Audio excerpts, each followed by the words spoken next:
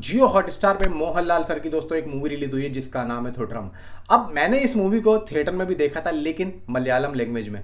अब देखा है मैंने इसको हिंदी लैंग्वेज में। तो मेरा क्या कहना है, क्या ये मूवी आप लोगों को देखनी चाहिए, सब आप लोगों को बताऊंगा। वीडियो को लाइक करें, चैनल को सब्सक्राइब करें।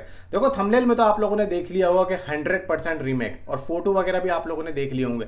मैं ऐसा क्यों कह रहा हूं और ऐसा क्या इंडस्ट्री में चल रहा है, सबसे पहले मैं बात करता हूं सीधा रिव्यू की तरफ, क्योंकि यहां पे ज्यादा टाइम में आप लोगों को खराब नहीं करूंगा। फर्स्ट हाफ तक बात करते हैं। पहले मूवी स्टार्ट होती है एक ऐसे सीन से जिसमें कुछ लोग दबे हुए हैं, और ये जो सीन है इतना ज्यादा खतरनाक सीन है कि उस सीन को देखने के बाद में आप लोग फैसला कर लोगे कि 2 घंटे 44 मिनट तक मुझे इस मूवी से बंधे रहना है और मुझे कुछ नहीं करना है। 2 घंटे 44 मिनट की मूवी है, आप लोगों को हिला के रख देगी। और मोहनलाल सर जब इस मूवी के अंदर हैं तो एक विश्वास बन जाता है कि अगर मोहनलाल सर हैं तो हम इस मूवी को देख सकते हैं और विश्वास कर सकते हैं मोहनलाल सर पे कि वो आए हैं तो कुछ ना कुछ कंटेंट यहां पे लेके जरूर आए होंगे। तो इसी वजह से इस मूवी को थिएटर में भी बॉक्स ऑफिस कलेक्शन फाड़ू मिला था, और यहां पे इस मूवी को भी ओटीटी पे फाड़ू रेस्पॉन्स मिलने वाला है। 30 तारीख को ही रिलीज हुई है ये, यानी कि आज रात को ही रिलीज हुई थी। 29 तारीख की रात को 12 बजे के बाद ये मूवी आ चुकी थी जियो हॉटस्टार पे। अब क्या मूवी कहती है, देखो मूवी कहती है कि अपने परिवार से प्यार करना चाहिए, अपनी फैमिली से प्यार करना चाहिए, लेकिन फैमिली पे जब बात आ जाए तो उन लोगों को मारो जो आपकी फैमिली को परेशान कर रहे हैं और जो आप लोगों को परेशान कर रहे हैं। हालांकि इससे पहले हमने दृश्यम में इसके उन सीनों को देखा है कि फैमिली के ऊपर उसमें भी बात आती है, उसमें भी मोहनलाल सर अपनी फैमिली को बचाते हुए दिख रहे हैं, जैसे कि इसमें। बहुत से लोगों ने कहा कि दृश्यम के जैसी है। भाई दृश्यम का कॉन्सेप्ट अलग है, इसका अलग है। कुछ कुछ सीन है जैसे कि उसमें बेटी होती है, इसमें बेटा होता है, उसमें भी गोद ली हुई बेटी होती है, इसमें भी गोद लिया हुआ बेटा होता है। लेकिन जब आप इस मूवी को स्टार्टिंग से लेकर इंटरवल तक देखेंगे तो आपकी आंखें फटी की फटी रह जाएंगी। आपकी आंखें आपके दिमाग पे विश्वास नहीं करेंगी, आपका दिमाग आपकी आंखों पे विश्वास नहीं करेगा कि भाई क्या दिखा दिया। आपका दिल फट के नीचे गिर जाएगा कि ये एक्चुअली में चल क्या रहा है। इतना सिंपल आदमी इतना ज्यादा खतरनाक और इतना ज्यादा हैवान कैसे बन सकता है। हालांकि मूवी के अंदर एक कार दिखाई है, एक एम्बेसडर कार। स्टार्टिंग में ऐसा होता है कि मोहनलाल सर अपनी फैमिली के साथ में बहुत ही ज्यादा अच्छे तरीके से खुशहाल जिंदगी जी रहे होते हैं। उनके बेटे के दोस्त आते हैं, अच्छी खासी दावत देते हैं। एक दिन ऐसा होता है कि उनका बेटा और उनके दोस्त, यानी कि उनके बेटे के दोस्त भाई साहब लेके चले जाते हैं लॉन्ग ड्राइव पे और ठोक के ले आते हैं, और उस गाड़ी को मोहनलाल सर एक गैरेज में देख के आते हैं। अब यहाँ पे वो जो गैरेज वाला होता है ना, वो गैरेज वाला इनकी कार को ले जाके मिस यूज करता है कुछ ड्रग डीलिंग में। बस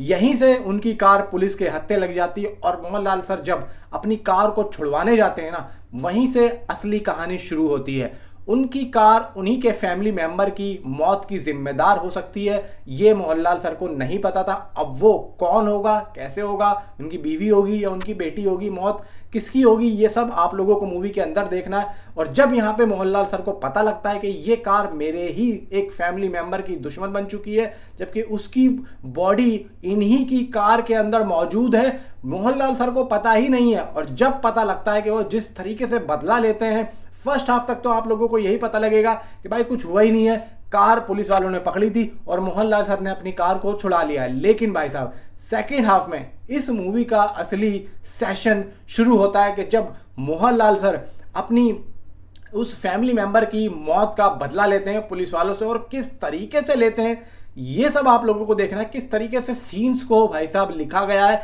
किस तरीके से स्क्रीन प्ले को डिजाइन किया गया, और एक एक फ्रेम क्या जबरदस्त लग रहा है। हालांकि इतना बड़ा स्केल नहीं है फिल्म का, लेकिन जैसा भी स्केल यहाँ पे रखा है ना, इतना ज्यादा क्लियर और इतना ज्यादा डाउन टू अर्थ है।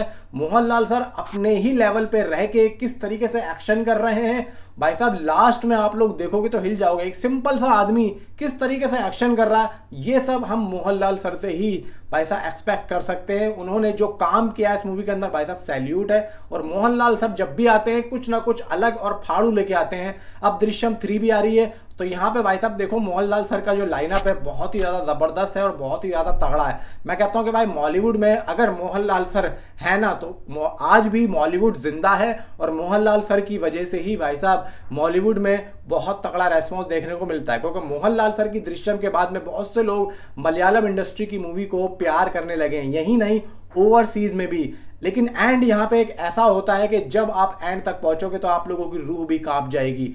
अब मैं यहाँ पे क्यों कह रहा हूँ, देखो मोहनलाल सर जिस तरीके से उनकी जो बॉडी है उनकी याद दिलाती है सनी पाजी की। मैं जब लास्ट में क्लाइमैक्स देख रहा था ना, तो मुझे ऐसा लग रहा था कि यार अगर ऐसे ओरिजिनल कंटेंट सनी पाजी के पास जाते और सनी पाजी जब इसको करते बॉलीवुड में, एक तरीके से मान लो अगर ओरिजिनल स्टोरी आती, तो भाई साहब इस मूवी के अंदर वो फाड़ के रख देते और यहाँ पे आमिर खान भी वही करते, तो 100% रीमेक यहाँ पे बन सकता था, या फिर 100% स्टोरी के साथ में, ओरिजिनल स्टोरी के साथ में सनी पाजी आमिर खान कर सकते हैं। लेकिन आज के टाइम पे अगर रीमेक बनता भी है ना, तो सबसे पहले तो नेगेटिविटी यहाँ पे होनी शुरू हो जाती है कि भाई साहब रीमेक है, ये है वो है। तो मुझे नहीं लगता है कि ऐसा हो पाएगा, क्योंकि अब हिंदी में भी इस मूवी को लोगों ने देख लिया है, तो यहाँ पे इस मूवी मुझे नहीं लगता है कि कोई रीमेक कर पाएगा।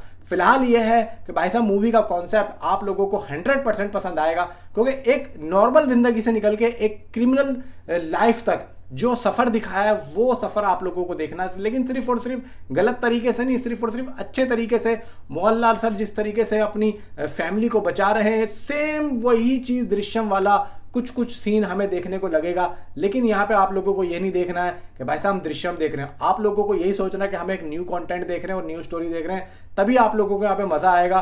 और यहाँ पे मैं आप लोगों को गारंटी के साथ कहता हूँ कि इस मूवी को देखने के बाद में आप कहीं ना कहीं दूसरे को जरूर बोलोगे कि तुम एक बार थोड़रम जरूर देख लेना। मैं इस मूवी को 5 में से ना 5 स्टार देना चाहूंगा। मुझे मजा आ गया इस मूवी को देख के, और एक एक सीन इतना ज्यादा अच्छा और खूबसूरत यहाँ पे लिखा और डायरेक्ट किया गया है कि जिसके बारे में भाई क्या ही कहा जाए। नीचे कमेंट में आप अपनी राय मुझे जरूर बताएं कि आपकी क्या राय है अगर आपने इस मूवी को देखा है। तो मिलता हूं आपसे अगली किसी वीडियो में। Thanks for watching.